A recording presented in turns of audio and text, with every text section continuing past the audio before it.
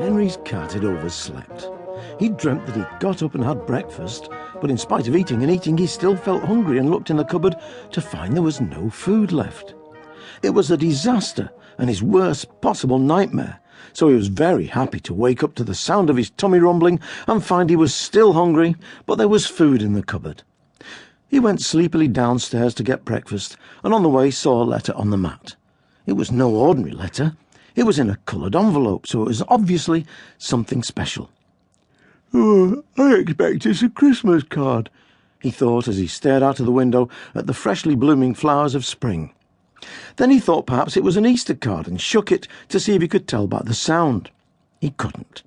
It was just too much for a small cat who'd just had a nightmare. He'd have to have breakfast first and then open it.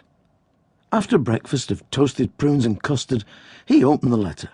It said, "Dear Sir, or Madam, or Pussycat, we are happy to inform you that your late great-aunt Matilda has left you an inheritance under certain conditions that we will discuss. Please come as soon as possible. Yours faithfully, Mr. Blimp." Well, this was a surprise.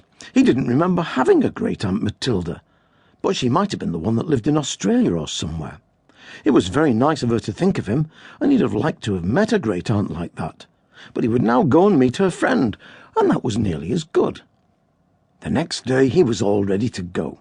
He was dressed in his very smartest clothes and had a large bag to carry all his inheritance back in. He got on the bus and was soon at Mr. Blimp's office. He knocked on the door and a voice said, "Who's there?"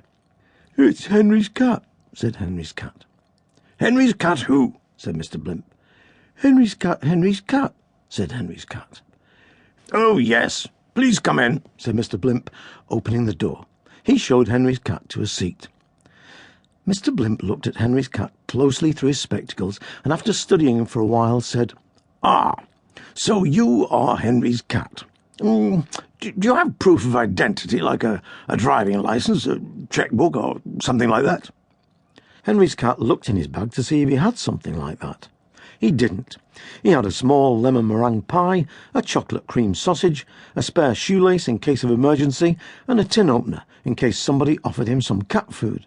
He showed these to Mr. Blimp, but he didn't think they were really proof of identity. Henry's cat thought about it. He then got up and looked in a mirror on the wall just to check it was him. It was. He pointed this out to Mr. Blimp and also showed him the letter that was addressed to him. Mr. Blimp thought that this would be all right. So he continued.